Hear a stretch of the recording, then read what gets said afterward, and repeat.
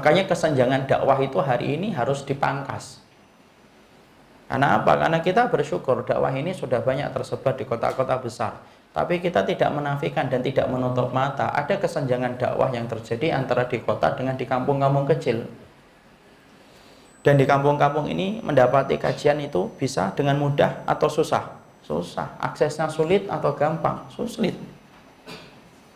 Diperparah bahwasanya orang yang semacam ini terkadang sengaja dibiarkan dan sengaja dipelihara sama golongan munafik dan sengaja dipelihara sama orang-orang kafir. Kenapa? Karena dengan tujuan untuk membenturkan orang-orang muslim yang pengen betul-betul untuk memurnikan Islam. Itu strategi mereka. Makanya kalau kita melihat sejarah sejak Indonesia, kita melihat dalam perang, yaitu adalah Imam Bonjol. Imam Bonjol itu sebelum dia memerangi Belanda, dibenturkan kepada siapa Imam Bonjol? Dibenturkan kepada kaum Paderi. Dibenturkan kepada kaum Paderi. Di mana kaum Paderi itu tidak menerima dakwahnya Imam Bonjol, menolak dengan keras, memusuhi Imam Bonjol dan para pengikutnya Imam Bonjol.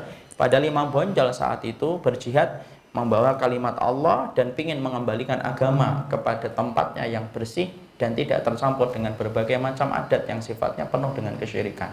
Tapi ternyata itu dijadikan menjadi tameng, menjadi pancingan Belanda untuk membenturkan Imam Bonjol dengan kaum Paderi. Makanya kalau kita menghadapi kayak gini, inilah pentingnya kita membangun dakwah itu supaya tidak terjadi kesenjangan. Karena sesungguhnya di mana-mana kita masih melihat banyak di antara masyarakat yang jatuh di dalam masalah kesyirikan disebabkan belum sampainya dakwah kepada mereka. Belum sampainya dakwah kepada mereka. Makanya kebutuhan dai dari apa yang terjadi dan menimpa kepada umat itu tidak pernah berimbang hari ini. Kenapa? Karena umat ini begitu jauh. Kalau kita membuat garis batas itu, umat itu sebenarnya jauh banget. Dibutuhkan banyak orang untuk menarik umat kembali kepada jalur yang benar.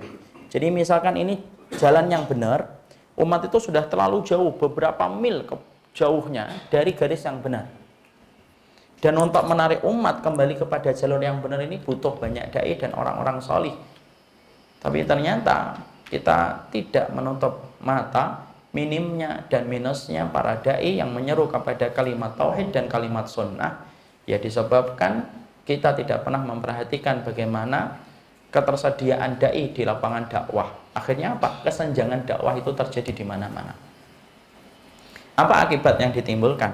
Orang-orang akhirnya jatuh di dalam perkara-perkara kesyirikan tanpa mereka sadari begitu banyak dalam kehidupan masyarakat.